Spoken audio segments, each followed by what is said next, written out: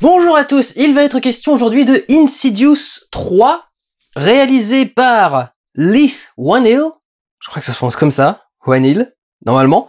Qui est Leith Whannell? Parce que ce n'est pas lui qui a commencé la saga Insidious, qui en est donc au troisième volet, et les deux précédents étaient réalisés par James Wan. James Wan et Leigh Whannell ont commencé le cinéma en même temps, en tous les deux en créant tous les deux le film Saw, que James Wan a réalisé, dans lequel Leigh Whannell jouait. C'était lui qui jouait le jeune, pas le médecin, mais le jeune. Et Leith est devenu plutôt acteur, mais veut quand même être réalisateur, et James Wan a pas du tout envie de jouer, mais veut devenir réalisateur. Et quand James Wan a quitté Insidious parce qu'il est parti sur Fast and Furious, il a demandé à Leith de venir réaliser le film. Le problème, c'est qu'Insidious, c'est une saga qui marchait vachement bien parce que c'était James Wan qui était à sa tête, donc changer de réalisateur, c'est un petit peu étrange. Quel est donc le résultat avec Leith Whannell? Je sais pas du tout comment ça se prononce. L'histoire, en fait, cette fois-ci, ne concerne plus du tout la famille que l'on suit depuis le début. Elle concerne une nouvelle famille qui est la famille Brenner, dont la maman est décédée, donc la mère de famille est décédée il y a quelques mois. Le père, du coup, vit seul avec ses deux enfants, dont sa fille Queen, qui est persuadée d'entendre sa mère le soir, qui lui essaie de lui parler, qui essaie de lui chuchoter des choses, et essaie de prendre contact avec elle, et qui donc elle voudrait essayer de contacter le monde de l'au-delà pour parler à sa mère. Pour ce faire, elle va aller voir la fameuse Elise, qui est la médium qui résout tous les problèmes depuis le premier film, et qui débarque donc dans ce film-là pour essayer d'aider la famille Brenner à résoudre ses problèmes. Sauf que à cette époque, parce que le film est un prequel, Elise ne faisait plus d'exorcisme et ne faisait plus de médium. Et déjà, il y a un problème. Vous appelez votre film Insidious 3, alors qu'en fait c'est Insidious 0. Et je le sentais pas trop. Enfin, j'ai senti qu'il y avait un truc bizarre autour du personnage d'Elise dans ce film. Je trouvais, ce qui m'a beaucoup surpris dans Insidious, c'est que c'est pas vraiment un film qui fait peur, mais que c'est un film qui se concentre énormément sur ces personnages, sur leur caractère psychologique, sur leurs troubles, sur tout et sur leur personnalité. C'est-à-dire Elise qui doit se remettre de la disparition de son mari, qui doit essayer de trouver une façon d'avancer, qui doit essayer de trouver une façon de se débarrasser des démons, et de devenir la médium qu'elle sera dans Insidious 1 et 2. Donc c'est là-dessus en fait que se base le film, c'est que le film essaye de rendre le personnage d'Elise ultra attachant, parce que l'idée, c'est de faire d'Insidious le nouveau Vendredi 13, Jason, Saw, tout ce que vous voulez, qui sera une nouvelle saga, dans laquelle en fait à chaque nouveau film, Elise vient à nouveau botter le cul à un démon. C'est le projet, c'est ce qu'ils veulent faire, et ils veulent faire ça si ce film-là marche bien en salle. Le problème, c'est que je pense pas que ce film-là va bien marcher en salle, parce que j'ai été voir très peu de films d'horreur dernièrement, parce que je suis devenu un gros pétochard. C'est-à-dire que j'ai vraiment, j'angoisse avant même que le moindre élément arrive à l'écran. Mais dans Insidious 3, je n'ai pas eu peur. Presque à aucun moment. Pourtant, il y a un mécanisme de base qui devrait être ultra efficace pour que ça fonctionne, c'est que Queen, au début du film, plus ou moins, se fait écraser par une voiture. Donc elle a les deux jambes dans le plâtre. Et donc, c'est un petit peu ce qui était le cas du Paranormal Activity Tokyo Nights, qui était le spin-off qu'ils avaient fait spécifiquement pour le Japon à l'époque. C'est que on a encore plus d'angoisse quand notre personnage est à la base handicapé. C'est-à-dire que handicapé par un handicap quelconque, pas forcément un handicap physique, mais un handicap quelconque. Coincé sous une voiture, coincé sous un machin, c'est un handicap qui rend la situation plus compliquée. Et là, du coup, elle a un plâtre, elle peut pas bouger. Ça aurait dû, du coup, créer quelque chose de très très compliqué. Sauf que il se rend bien compte, le réalisateur, qu'il peut pas faire grand chose.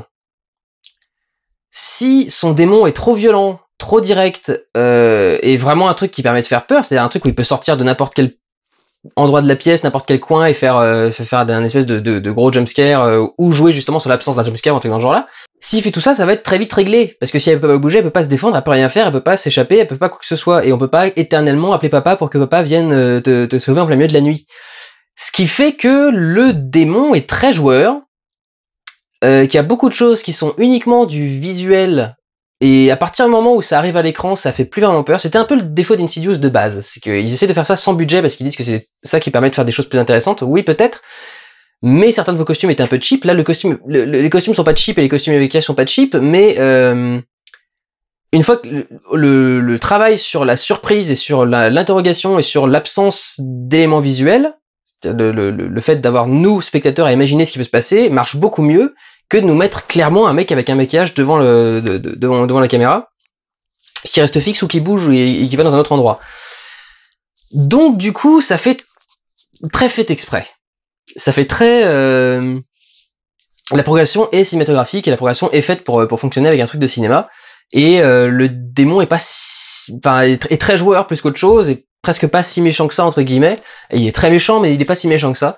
Et globalement du coup toutes les scènes vont très vite. Il y a beaucoup de scènes où il va juste essayer de nous faire croire qu'il peut se passer un truc mais en fait il va rien se passer. Et pas du tout fait aussi bien que James Wan sait le faire. Et on va avoir un cut direct au lendemain et on va tout de suite se rassurer parce que c'est bon, si on arrive au lendemain c'est que tout va bien. Et du coup, ces scènes de tension sont pas assez longues, sont pas assez angoissantes. Il reste 10 000 fois plus de temps avec ces personnages qui parlent entre eux, en train de se raconter à quel point c'est dur de faire le deuil, à quel point c'est dur d'être tout seul, que à montrer des fantômes et des esprits et des choses dans ce genre-là. Donc c'est un petit peu dommage. Surtout qu'encore une fois, il a pas le talent de James Wan. C'est-à-dire que James Wan, il avait un grand talent de mise en scène. Ses plans séquences et ses caméras épaules steadicam qui étaient très très comment on dit, pas mélodique mais harmonieuse, grandiloquente, je ne sais plus trop, enfin symphonique peut-être. Oui, ces grands mouvements de caméra à moitié symphonique. Je sais pas si ça veut dire quelque chose des mouvements de caméra symphoniques. Mais du coup, il avait ce truc-là, il avait surtout le travail de la tension, le travail du build-up. Et en horreur, ce qui marche très bien surtout, c'est le travail d'un build-up qui parfois ne donne rien, c'est-à-dire le travail du putain, je vais avancer, si ça se trouve, il va y avoir quelque chose qui va me sauter à la gueule et je sais jamais quoi, et en fait, non, rien ne va te sauter à la gueule, tu vas juste avoir les boules, mais il va rien se passer. Qui est un truc qui marche très très bien, mais qui pour le coup est presque totalement absent de ce film-là. Je crois pas l'avoir vu une seule fois dans ce film-là. Tout ce qu'on aura, c'est une scène de nuit avec un truc qui va commencer à bouger, mais il va vraiment y avoir un truc qui va commencer à bouger, et puis le lendemain, cut, et puis il se passe rien, mais on nous a pas maintenu en angoisse pendant 10 secondes à se demander est-ce qu'il va se passer quelque chose ou est-ce qu'il va rien se passer. Et c'était là-dessus que jouait James Wan et ce qui est totalement disparu de cette nouvelle version et de cette nouvelle mise en scène. C'est dommage en plus parce que pour le coup, j'avais eu une salle d'un silencieux. J'ai rarement vu une salle aussi silencieuse en allant voir un film d'horreur. Et pourtant, il y avait pas mal d'ados, pas mal de choses dans ce genre-là, mais silence religieux, quasi religieux devant le film. Et ça tombe bien parce que c'est un film qui a beaucoup de moments de pause, de moments de silence et de moments où simplement on regarde ce qui se passe. Et du fait d'avoir une salle silencieuse, on peut vraiment rester complètement dans le film et ne pas se faire sortir de trucs avec des gens qui font les cons à côté. Très bonne surprise. J'aimerais bien que ça m'arrive plus souvent d'avoir des trucs comme ça. Mais ouais, salle ultra silencieuse et qui marche très très bien. Mais bon, pour le reste, il essaye quand même d'avoir des effets un peu à la James Wan. Il y a pas mal de moments, par exemple, il va y avoir des regards un peu mystérieusement autres, c'est-à-dire un moment où la caméra va rester s'attarder sur un point alors qu'il n'y a plus rien à l'image. Et on sait pas pourquoi la caméra insiste à ce point-là à rester sur ce point. Ça reste 2, 3, 4, 5 secondes, il se passe rien, il y a rien qui bouge, rien qui fait machin, mais la caméra reste là. Comme s'il y avait quelque chose à filmer, mais que nous on n'était pas au courant. Nous on n'était pas conscients du truc. Donc c'est un des trucs qui génère un peu d'angoisse, mais il le fait pas suffisamment et pas assez bien. Quasi toutes les scènes de peur sont des jumpscares. Il y en a très très peu qui fonctionnent vraiment sur le côté angoissant et progressif de la peur. Même si ça marchouille plus ou moins, mais quand même. Globalement, moins intéressant. Un truc tout con, mais l'apparition du titre. Cette musique, normalement, elle arrive comme ça d'un coup brusque, et ça fait un truc bien violent, etc. Et puis ça s'arrête aussi net que ça a commencé. C'est un côté très... Ça rappelle beaucoup les vieux films d'horreur de l'époque. La cabane au fond des bois avait commencé de la même façon aussi, avec une scène très très calme, et puis d'un seul coup un titre rouge, et un truc qui te saute à la gueule. C'était un truc très très typique des années 80. Et là, pour le coup, leur générique, entièrement en image de synthèse, alors qu'ils disent qu'ils veulent absolument éviter les images de synthèse et ce genre-là, à ce moment-là, faites un générique tout con avec de la 2D au-dessus d'une image, faites pas un générique en image de synthèse avec votre caméra qui se promène derrière les titres, qui se promène dans une brume et un machin dans ce genre-là. Et arrivée du titre Insidious en 3D, Il me semble qu'il était juste en 2D ou alors une 3D où vraiment on voyait que le devant, enfin un truc très basique dans les autres films. Et là, on passe à travers les lettres, le truc arrive, et la musique, les violons arrivent, mais pas aussi brusque. Il y a une montée, c'est une montée qui se fait très vite, en même pas une seconde ou deux, mais pas du tout le côté sec et très très sec qu'il y avait dans ceux d'avant, qui marquait beaucoup et qui générait l'angoisse. Là, pour le coup, on a juste l'impression qu'il y a plein de violons qu'on démarrait, qu'on fait et puis qui ont arrêté, quoi. Ça fait une petite vague, c'est pour vous donner une idée, pour faire un mouvement. C'est la version d'origine, c'est fait un truc comme ça, bien souvent, j'ai la ridicule. Et cette nouvelle version, on a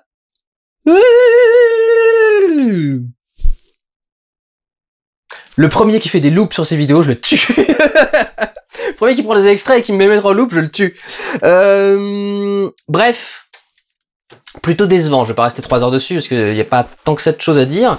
Plutôt décevant en termes d'horreur, intéressant en termes de personnages, terrifiant en termes de projet. Je n'ai aucune envie de voir Insidious 17 sortir dans 20 ans. Enfin, c'était 2 très bons films qui marchaient extrêmement... Le deuxième beaucoup plus que le premier, je trouvais. Mais 2 films qui marchaient très très bien. Et ce que le film fait a rien de mauvais, rien de choquant. C'est ça qui est dommage. C'est qu'il est pas honteux, il est pas insultant pour le reste de la saga. C'est juste qu'il est pas au niveau.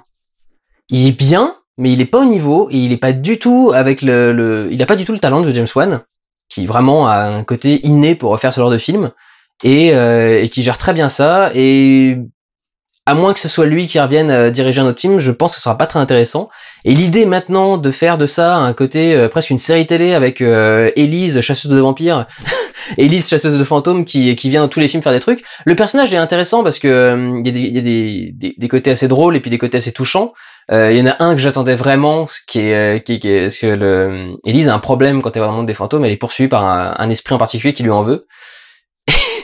Et j'attendais juste le moment où elle allait la voir arriver et lui faire « Allez, viens, salope !» Je t'ai dit, j'attendais le truc.